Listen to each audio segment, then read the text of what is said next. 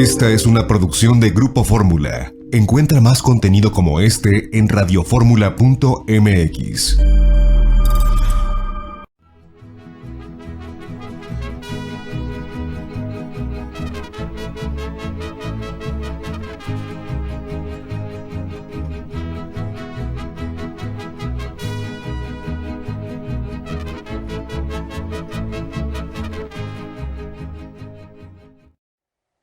Amigas y amigos, muy buenas tardes tengan todos ustedes. Los saluda con el afecto de siempre José Manuel Villalpando, aquí en una emisión más de su programa, La Historia que Quiero Vivir, que estamos transmitiendo, como ustedes bien lo saben y ya lo conocen, todos los sábados por la tarde. Los sábados que es la hora de la historia, a través de los micrófonos y frecuencias de Radio Fórmula.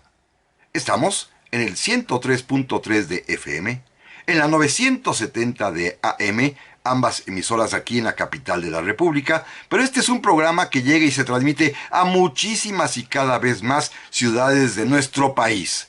También, por supuesto, la señal alcanza a los Estados Unidos de América, a Puerto Rico, a Canadá y, eso sí, a todo el territorio nacional y a todo el mundo donde existe Internet en la página www.radioformula.com.mx. Pueden ustedes sintonizarnos de manera muy sencilla. Estamos todavía en situación de confinamiento, los programas siguen siendo grabados, pero ya saben ustedes, hay que cuidarnos, hay que estar protegidos, hay que usar el cubrebocas, hay que evitar las aglomeraciones, hay que tratar de estar bien todos.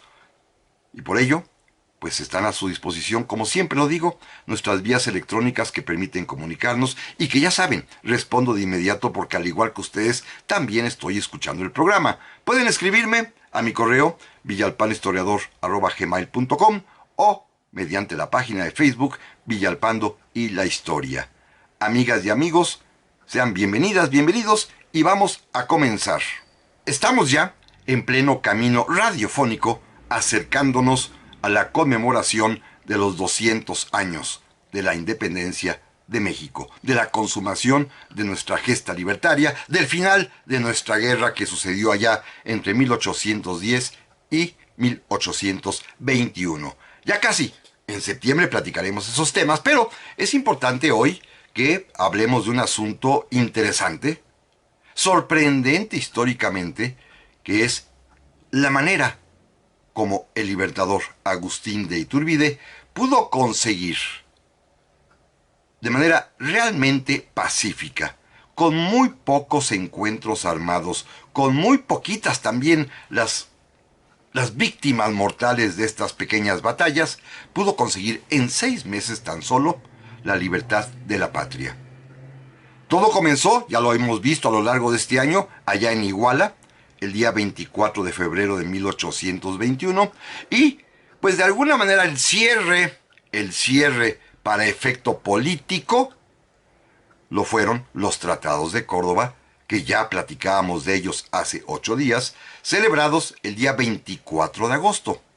Faltará pues ya nada más un trayecto pequeño de 1 mes y 3 días para que se consume la independencia, pero en este arco de tiempo, de febrero a agosto, en realidad, Agustín de Iturbide pudo, militarmente hablando, consumar la independencia de manera pacífica, ordenada, sin mayores sobresaltos más que 4 pequeños enfrentamientos que hoy narraremos, y de esta manera, pues fue posible cumplir con su propio sueño, su propia promesa, su propia oferta que había hecho de que era posible, primero, desatar el nudo sin romperlo, como lo comentó al último virrey Juan de O'Donojú, pero también que la independencia podía conseguirse de una manera muy diferente a la guerra, y él decía, porque más valía derramar tinta que derramar sangre. Fue convocando, conciliando, atrayendo y finalmente coordinando un gran esfuerzo nacional por el cual fue posible consumar esta obra libertaria.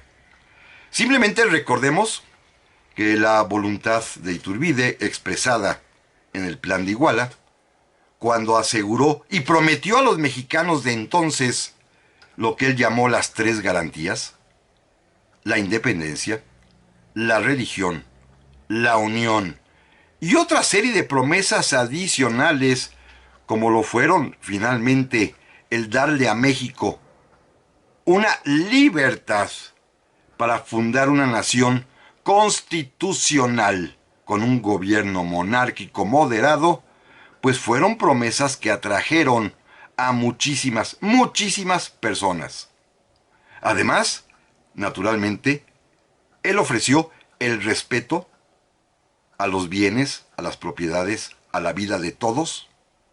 Ofreció además también lo que hoy podríamos llamar la garantía de igualdad, para aceptar en este nuevo país que se estaría formando a todos aquellos que se quisieran quedar, porque serían mexicanos todos los que aquí vivimos, sin importar si eran de procedencia europea, americana, asiática o africana, como lo dice el Plan de Iguala.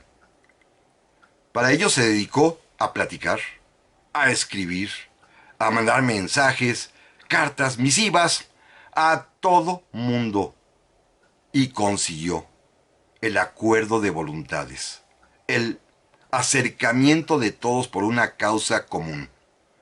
Simplemente, y para recordarlo, hay que decir que uno de los primeros éxitos de Iturbide, además naturalmente de haberle dado al movimiento libertario una bandera, nuestra bandera tricolor, la verde, blanco y rojo, la bandera de las tres garantías, su siguiente paso política y militarmente impecable e importantísimo fue la creación del ejército trigarante, conformado por la unión de quienes antes habían sido insurgentes y por quienes antes habían sido realistas. Ambos bandos, todos los insurgentes y la mayor parte de los realistas, decidieron unirse para fundar un ejército nuevo, el ejército de las tres garantías, el que llamamos ejército trigarante, que será el que consume la independencia de México. También hay que decir que las habilidades políticas de Iturbide, pero fundamentalmente las ideas que expuso en el Plan de Iguala, eran convincentes, eran las necesarias, atrajeron a todos. Miren, simplemente hay que recordarlo. Los primeros que se unen a esta causa trigarante son precisamente los insurgentes, representados en la persona del que era en ese momento el más distinguido, destacado caudillo sobreviviente de la antigua insurgencia. Ya saben que me refiero a Vicente Guerrero, que aceptó el Plan de Iguala, aceptó además inclusive ponerse a las órdenes de Agustín de Iturbide, y lo hemos de alguna manera idealizado a este acercamiento, este acuerdo, este pacto, a través de lo que hemos llamado el abrazo de Acatempan, tema que ya platicábamos en su momento hace algunos meses, ustedes lo recordarán con toda certeza, cuando decíamos que febrero de 1821 y febrero de 2021 también era mes de la patria. Pero es el primero que se acerca. Vicente Guerrero se pone a las órdenes de Iturbide y junto con él, siguiendo su ejemplo, varios insurgentes más. Por supuesto, Iturbide le dio un papel protagónico destacado a Vicente Guerrero. Lo nombró de inmediato jefe de operaciones de lo que sería llamado el Sur, que implicaría lo que hoy serían los estados de Guerrero, Oaxaca y Chiapas. Pero junto con Guerrero, y siguiendo, repito, el ejemplo de Guerrero, también se van a incorporar, también se van a adherir al ejército trigarante otros insurgentes destacados. No fue el único. Naturalmente, siguiendo a su jefe, Juan Álvarez, también antiguo insurgente, los dos todavía llegaron a formar parte de los ejércitos de José María Morelos y Pavón, Juan Álvarez junto con Guerrero, pero Álvarez se adhiere e Iturbide le confía el mando de las operaciones sobre el puerto de Acapulco. Más adelante, otro antiguo insurgente también de los primeros, Ramón Rayón, el hermano Ignacio López Rayón, también se va a adherir a la causa trigarante e Iturbide le va a confiar el mando del Bajío mexicano. Otro más que se va a unir lo será, por supuesto, Nicolás Bravo, también antiguo colaborador de José María Morelos, a quien Iturbide le va a otorgar el mando de operaciones sobre Puebla. También se va a adherir otro antiguo insurgente, Melchor Musquiz, a quien Iturbide le confiará las operaciones sobre las montañas de Veracruz. Y también reaparecerá Guadalupe Victoria, quien se pondrá a las órdenes de Iturbide, pero él no va a participar. Ya sabemos por qué, ustedes lo recordarán que lo platicábamos, porque Guadalupe Victoria le propone a Iturbide que en el plan de Iguala se modifique y en lugar de ofrecerle la corona a Fernando VII o a alguno de sus familiares, mejor se convierta en emperador de México un antiguo insurgente que no se hubiese indultado, que fuese soltero y que se casase con una princesa india de Guatemala. Recuerdan ustedes que decíamos en esa ocasión que Guadalupe Victoria se describía a sí mismo, por lo cual Iturbide pues prefirió no darle ningún mando. Pero aceptó unirse al ejército trigarante, aceptó los postulados del plan de Iguala, y con esto Iturbide tuvo a sus órdenes ya, habiéndosele adherido a los principales caudillos insurgentes aún sobrevivientes, que aceptaron, que se unieron, que decidieron participar en el esfuerzo trigarante por darle independencia a México. Pero de esto, amigas y amigos, vamos a platicar en un momentito más. Ya estamos aquí, amigas y amigos, para el segundo bloque del programa de esta semana, en el cual estamos platicando acerca de cómo pudo Agustín de Iturbide en tan pocos meses, en un semestre en realidad, consumar la independencia de México en forma casi pacífica. Pequeñas batallas que ahorita platicaremos, pero que sin embargo, pues en realidad no son obstáculo para decir que la independencia de México pudo ser consumada con tranquilidad, sin derramamiento de sangre, muy poquitas víctimas afortunadamente, pero que contrasta con lo que había sucedido años atrás, sobre todo en el quinquenio de 1810 a 1815, cuando el número de muertos había sido verdaderamente enorme. Se calcula que en casi 300,000 muertos los que hubo entre insurgentes y realistas en aquellos años terribles, cuando la independencia de México estalla y cuando en el conflicto armado la mortandad es abundantísima. Pasó el tiempo y ahora a partir de 1821 con el plan de Iguala, Iturbide hace una campaña en realidad providencialmente pacífica, gracias a que había convencido con las ideas que él postuló en Iguala de independencia, religión y unión, convenció a todo mundo.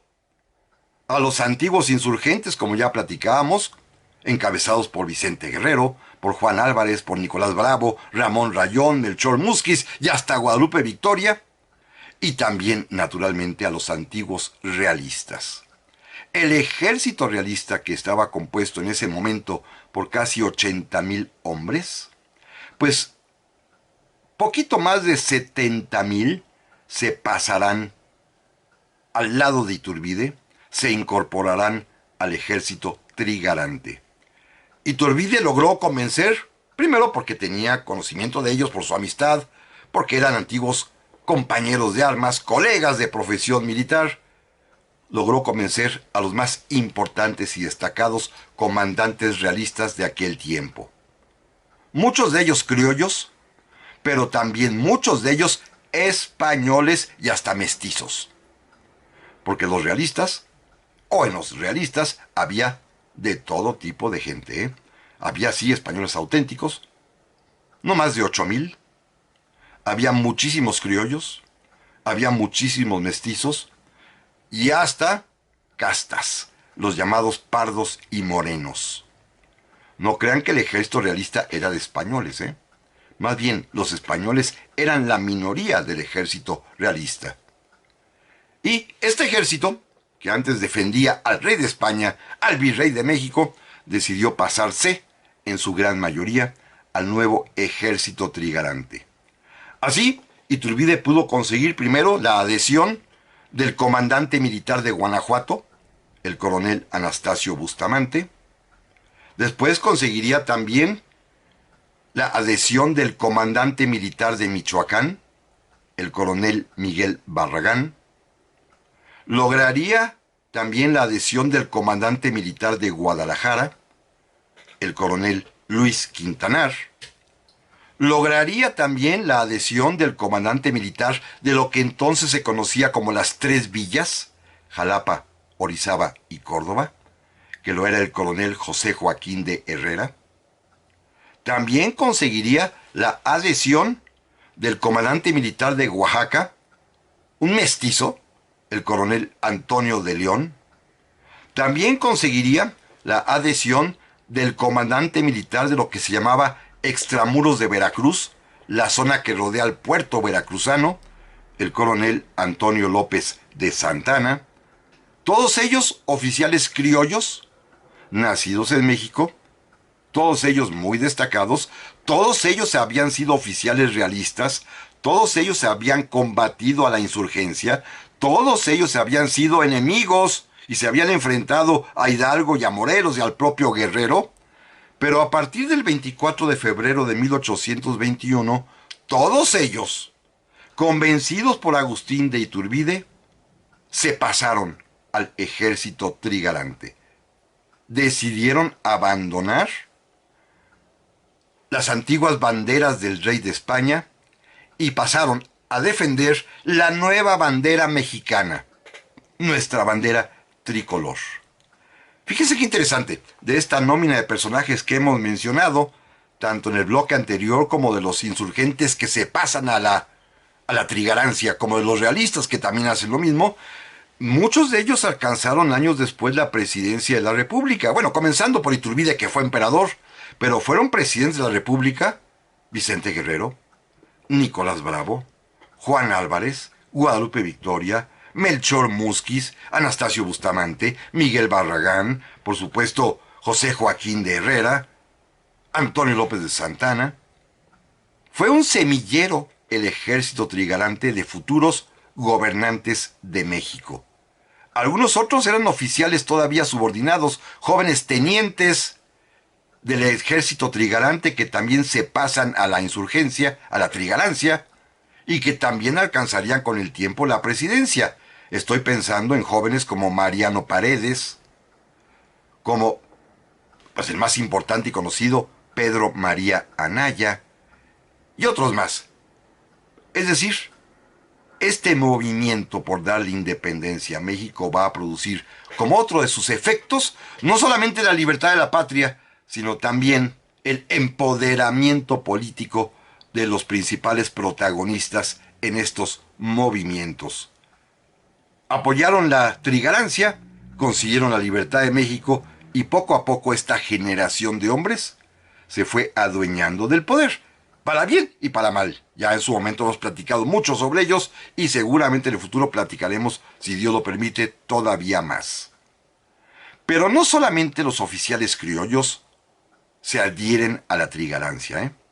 No solo ellos, también habrá oficiales de alto nivel españoles, auténticamente españoles, que aceptaron unirse a Agustín de Iturbide. Miren, en el ejército realista había cierto desprecio, o más bien un gran desprecio por los oficiales criollos. Los criollos no podían pasar a grados superiores que el de coronel. Eran coroneles Iturbide, José Joaquín Herrera, Antonio López de Santana, Miguel Barragán, Luis Quintanar, Antonio de León. No podían pasar del grado de coronel. Los generales realistas sí eran españoles, venían de España, españoles auténticos, y varios de ellos decidieron pasarse del bando al bando de Iturbide, como por ejemplo el brigadier Domingo Loaces, que era el comandante en Querétaro, se pasó con los iturbidistas, con los trigarantes. Los hermanos García Conde, uno de ellos mariscal y el otro brigadier, comandantes de las provincias internas del norte, allá en Chihuahua, en Sonora y en Arizona, también se pasaron del lado de Iturbide. Y el brigadier Pedro Celestino Negrete, que era comandante de la Nueva Galicia, también decidió desertar del ejército realista y pasarse al ejército de las tres garantías. ¿Qué había sucedido? Pues que simplemente Iturbide los había convencido a todos. Y de esta manera, repito, pacíficamente, fue ocupando de manera militar el territorio de la antigua Nueva España con solamente pequeños encuentros. 4 pequeñas batallas. Miren, una de ellas en la ciudad de Querétaro, en donde el brigadier Loaces que acabo de mencionar decidió resistir.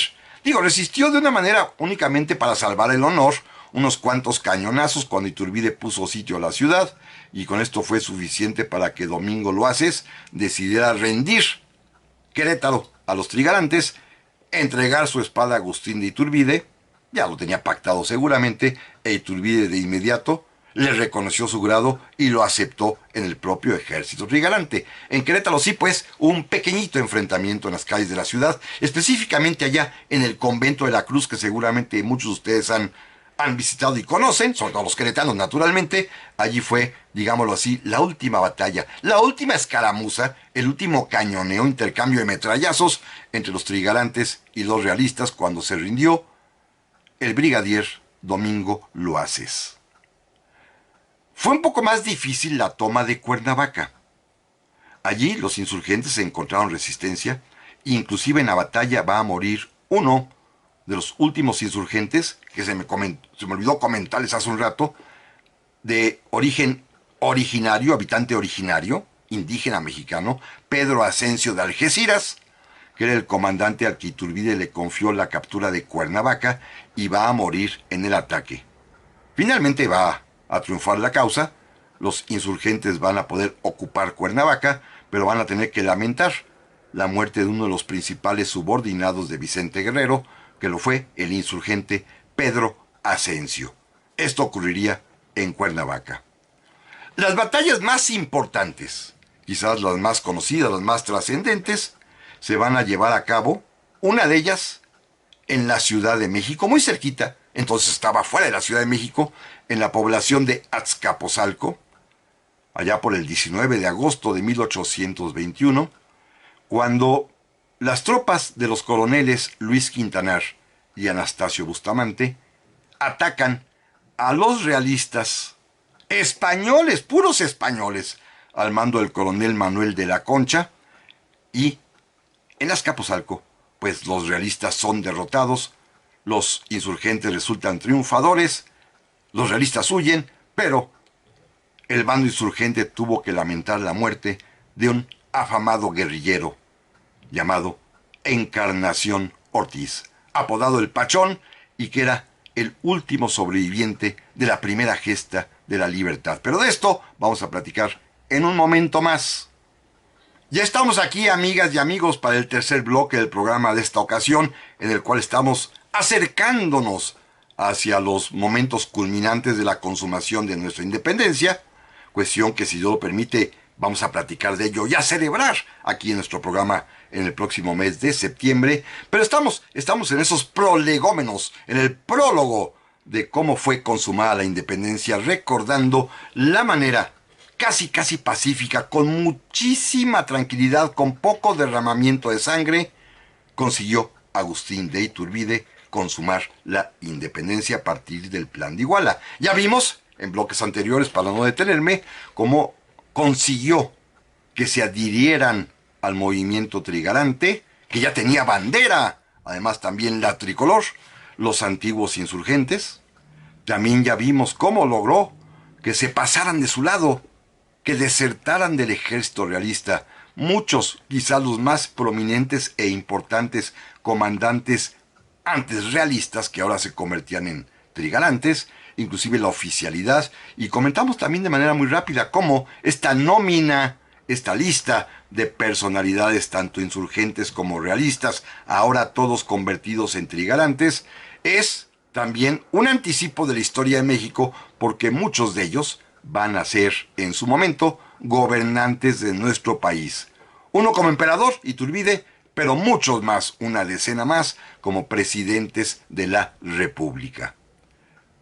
Un suceso, pues, importantísimo, que no solamente va a lograr la consumación de la libertad mexicana, sino que va a inaugurar una época en la política de nuestra patria que perdurará hasta que arribe la generación liberal que encabece, entre otros, Benito Juárez.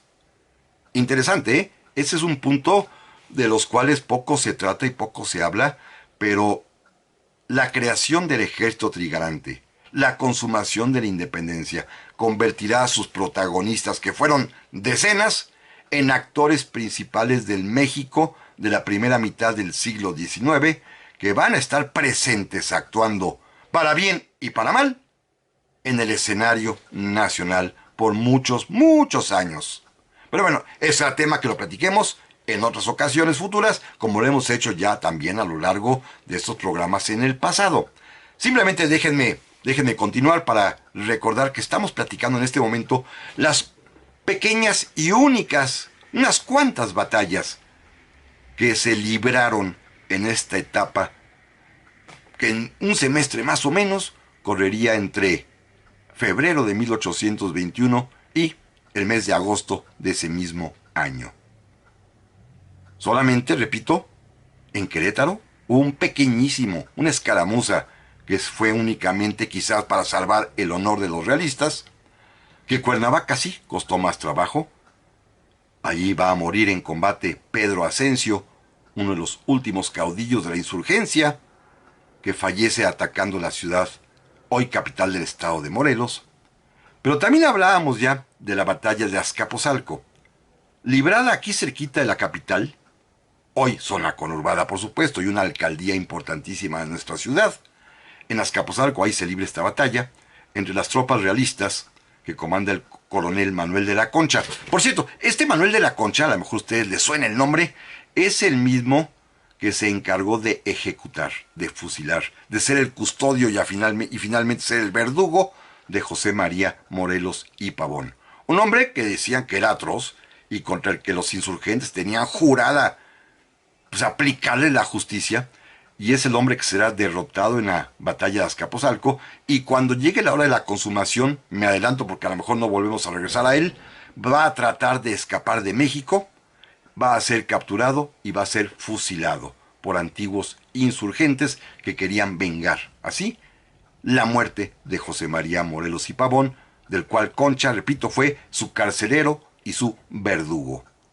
Bueno, él es el derrotado en la batalla de Azcapotzalco. Los triunfadores son las tropas de los coroneles Luis Quintanar y Anastasio Bustamante, que además hicieron una carga de caballería de 30 hombres contra 300 y lograron que los realistas huyeran. También comentaba yo que en esta última batalla va a morir, esta última batalla aquí en el centro del país, va a morir un insurgente antiguo que se había levantado en armas desde los días del padre Hidalgo, Encarnación Ortiz, apoyado el Pachón, y va a morir en esta batalla casi ya al finalizar la guerra. Era el gran veterano de la insurgencia y lamentablemente pues va a fallecer en combate en esta batalla de Azcapotzalco.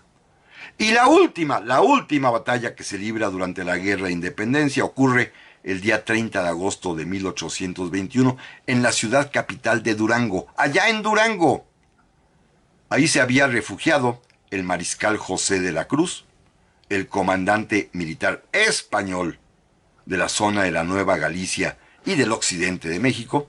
Había salido huyendo de Guadalajara cuando Pedro Celestino Negrete, su segundo al mando y también español, se pasó del lado trigarante, como ya comentamos, y Negrete lo fue persiguiendo hasta llegar a Durango, en donde de la Cruz intentó fortificarse, pero en las calles de la propia ciudad se va a librar esta última batalla, que va a terminar con la rendición del mariscal José de la Cruz, que será hecho preso y será enviado a España.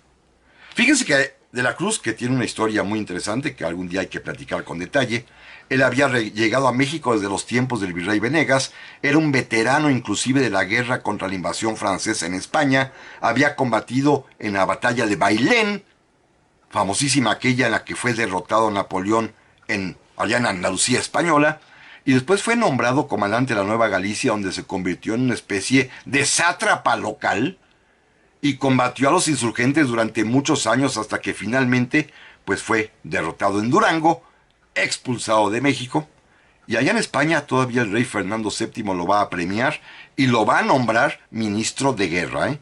Él sí puede ser un realista español recalcitrante que no aceptó lo que otros militares españoles sí aceptaron.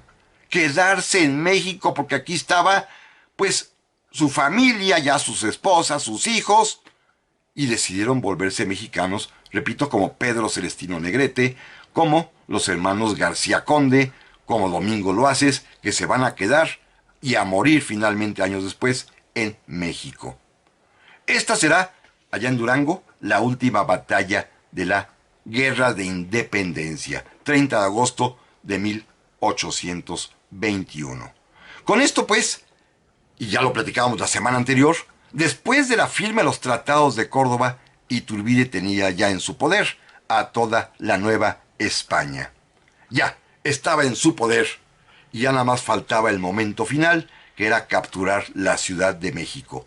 Para ese momento, 24 de agosto de 1821, 30 de agosto después con la batalla de Durango, únicamente permanecían en manos de los realistas españoles, ya lo habíamos comentado, el puerto de Veracruz, el castillo de Perote, allá en Veracruz también, cerca de la misma población de Perote, el puerto de Acapulco, que estaba asediado por Juan Álvarez, y la capital, la Ciudad de México, donde se encontraba el resto del ejército realista, todos ellos españoles, auténticamente españoles, al mando del mariscal Francisco Novela.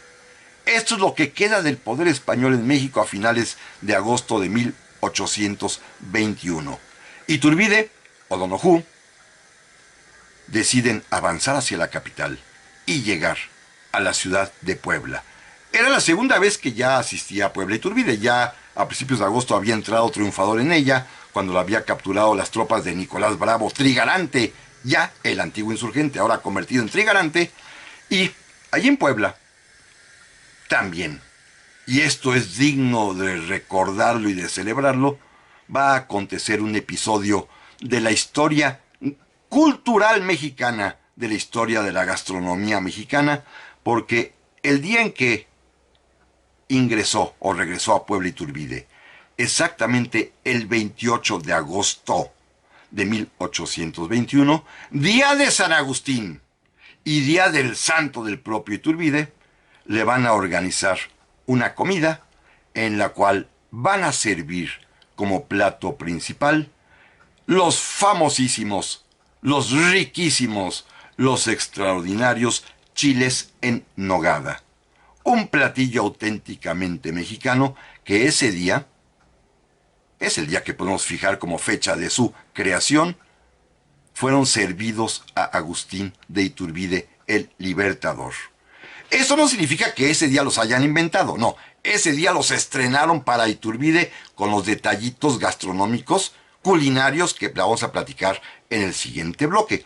Pero es importante también, la historia de México no solamente son batallas, también son hazañas de la cultura, y la gastronomía es parte de la cultura, y también pues estamos celebrando los mexicanos, las mexicanas, los 200 años de la aparición en nuestros menús de los chiles en nogada. Déjenme hacer primero, antes, una pequeña recopilación de otra índole.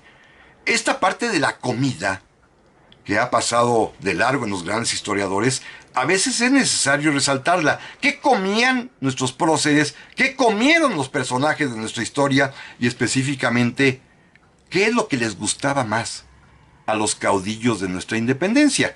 Esto es un tema que ustedes me dirán, bueno, ¿y esto qué tiene que ver? Pues tiene que ver mucho para entender la personalidad de estos hombres, de estas mujeres que lograron nuestra libertad. A Iturbide le encantaron los chiles en nogada. Pero ustedes se han preguntado, ¿qué le gustaba a Hidalgo? ¿Qué le gustaba a Morelos? Bueno, de este tema, que créanmelo, no deja de ser interesante y apasionante, vamos a platicar, si ustedes me lo permiten, amigas y amigos, en un momentito más, porque la gastronomía también es parte de la historia de México. Volvemos enseguida. Ya estamos aquí, amigas y amigos, para el último bloque del programa de esta ocasión, en el cual primero comenzamos recordando El camino que siguió el ejército trigalante para consumar la independencia de México en poco más de un semestre, allá en el año de 1821, entre febrero y agosto. Pero también estamos hablando de otra fecha digna de ser conmemorada, de los 200 años de la aparición en nuestra historia gastronómica de los chiles en nogada tradicionales. Este es el tema que vamos a platicar enseguida para cerrar con un delicioso gusto, con un delicioso sabor en nuestros labios, en nuestra lengua, de la historia de México. Miren, los chiles en nogada ya existían, ¿eh? No crean que es un invento para este día. Según la tradición poblana, y por cierto, les recomiendo un librito que por ahí se puede conseguir a veces, que se llama La cocinera poblana. Yo tengo la edición correspondiente al año de 1913, y aquí trae la receta original de los chiles en nogada. Repito, La cocinera poblana, impreso por Herrero Hermanos y Sucesores, allá en 1913, en Puebla. Vamos a platicar de estas recetas. Pero antes, déjenme decirles que me refería yo en el episodio anterior, en el bloque anterior, que es importante también saber qué comían los próceres de la independencia, no tanto porque sea históricamente determinante en su comportamiento, sino porque nos permite conocerlos a ellos en su aspecto humano sencillo de la vida cotidiana. Por ejemplo, déjenme decirles algo que hemos platicado y que además voy a recoger cositas de que a lo largo de estos años hemos mencionado aquí. A Miguel Hidalgo, si algo le encantaba, si algo le gustaba muchísimo, era el chocolate. 2 momentos en su vida expresó su gusto por el chocolate, así, con agua o con leche. El día 15 de septiembre de 1810 por la noche, cuando se avisa de que la conspiración ha sido descubierta, cuando Allende y Aldama y los demás están muy nerviosos, el padre Hidalgo les dijo, bueno, primero siéntense y vamos a tomar un chocolatito. Y Juan Aldama se paró, indignado, dijo, padre Hidalgo, ¿cómo puede usted pensar en chocolate cuando el pescuezo está en riesgo del mecate? Le salió un verso sin esfuerzo a Aldama, ¿eh? Y volvió a pedir chocolate, ustedes recuerdan, lo platicamos hace muy poquito tiempo, justamente el día que fue fusilado el 30 de julio de 1811, en su celda allá en Chihuahua. Antes de que lo llevaran a fusilar, pidió como desayuno una tacita de chocolate con agua. Es lo que llevaba en su estómago el padre Hidalgo, que le apasionaba el chocolate. José María Morelos, para irme muy rápido, simplemente les dirá que era un hombre que gustaba enormemente la comida. Él lo decía, él reconocía que comía mucho y que por eso estaba barrigón. Usaba estas palabras, soy un cura barrigón, porque como mucho.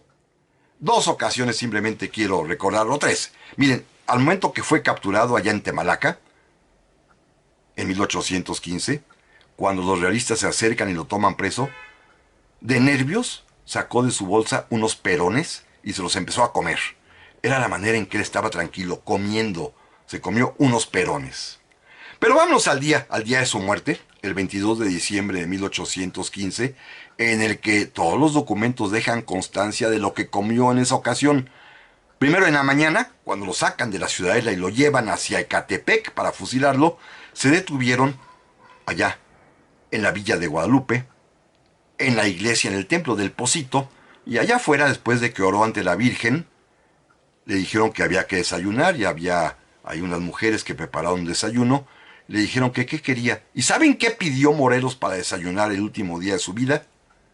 2 huevos con salsa y tortillas. Y los comió con mucho gusto.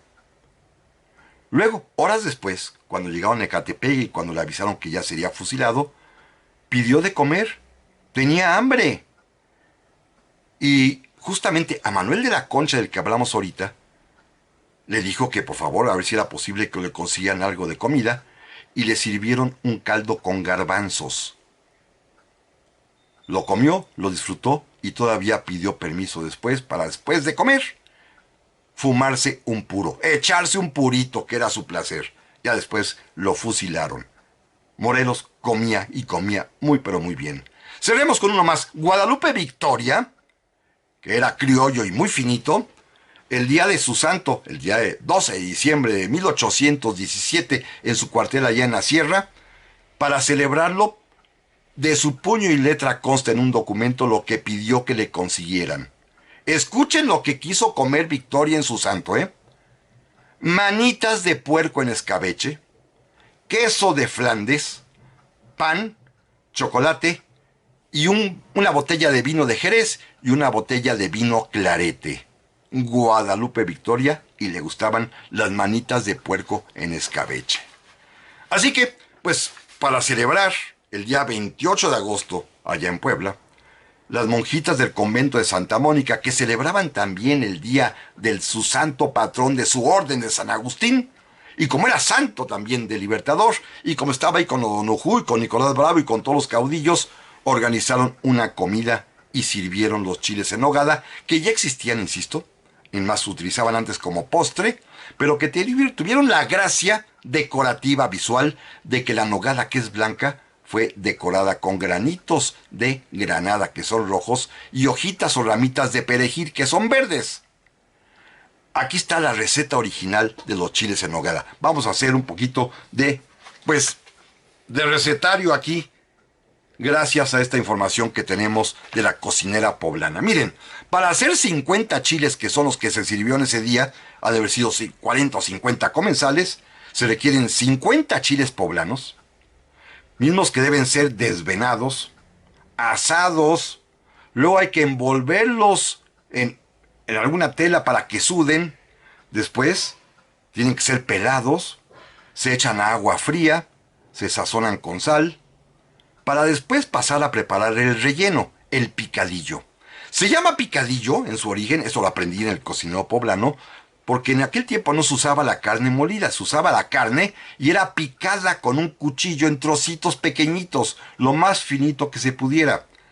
El chiste de los chiles en nogada es que la carne, el picadillo, está compuesto por pedacitos picados de carne de cerdo, pero también de ternera. Se combinan, se pica perfectamente bien, por eso se le llama picadillo, y la carne se pone a cocer con ajo, con cebolla, con nuez picada, se le agrega canela, clavo, pimienta, y hay que ponerle algo dulce.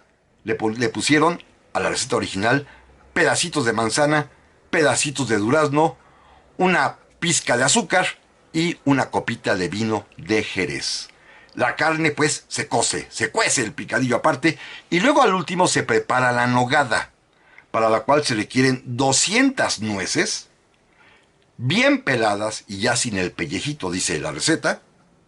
Se tiene que moler la nuez con queso fresco, se le agrega un poquito de sal, un poquito de azúcar, agua, aceite, y todo tiene que revolverse y batirse perfectamente bien hasta que quede de una consistencia cremosa. Después ya se pone encima de los chiles rellenos cuando vayan a ser servidos, los chiles poblanos ya rellenos del picadillo que hemos preparado, y luego se decora con granitos, como ya decía yo, de granada, y con ramitas, hojitas de perejil. Fíjense que el recetario de la cocinera poblana trae una nota de advertencia. La nogada tiene que prepararse al momento en que se sirva la comida, porque si se hace antes, dice así el recetario, se pone prieta. Esta es la receta original de los chiles en nogada, que repito, ya existía. Antes las monjitas en Puebla lo utilizaban como postre con una variante. No se le ponía estos colores tricolores, ni el perejil, ni la granada, sino que los chiles eran capeados. Los chiles que había antes, capeados, con nogada encima, y los utilizaban como postre. La diferencia es que los chiles en nogada tradicionales, trigarantes, los que conmemoran 200 años de existencia, no son capeados, pero pueden serlo, faltaba más. Ya saben que hoy en día, en esta temporada de agosto y septiembre, que es la temporada de chiles en nogada, hay muchas variables y muchas maneras de servirlos, y cualquiera es buena. Únicamente el chiste está en colocarle la granada, el perejil y la nogada blanca para recordar los colores de nuestra enseña tricolor, porque ese platillo se sirvió precisamente, con mucha probabilidad, ese 28 de agosto de 1821, día de San Agustín y día del santo de Agustín de Iturbide, para celebrarlo, para festejarlo a él y a todos sus amigos, entre ellos O'Donojú, repito, Nicolás Bravo y otros más prominentes del ejército trigarante. Para ese momento ya se había incorporado, por ejemplo, el general José Morán Márquez de Vivanco, que allí en Puebla también disfrutó de los chiles en nogada, que hoy se pueden comer en cualquier parte. Se pueden hacer en casa o se puede ir a muchísimos restaurantes en que los preparan de maneras muy diversas, pero repito, el chiste es disfrutarlos y comerlos y recordar que tienen 200 años de existencia como concepto tricolor, con la granada y con el perejil. Hay chiles en nogada, ya que se hacen hoy con picadillo a base de carne molida, al cual se le agrega también ya pasas, piñones, pera, durazno, manzana. Hay hasta modalidades, el otro día estaba yo viendo, de chiles en nogada light, en el cual pues le quitan la fruta dulce y le agregan calabaza y zanahoria al picadillo. Y hay hasta chiles en nogada vegetarianos que le quitan toda la carne de ternera y de res y le ponen simplemente champiñones o cualquier tipo de verduras. Hay chiles en nogada de muchas maneras. El chiste está, repito, en colocarles a la nogada blanca la hierbita de perejil, los granitos de granada y recordar a nuestra bandera tricolor en sus 200 años de existencia. Amigas y amigos, primero Dios, aquí nos escuchamos la próxima semana.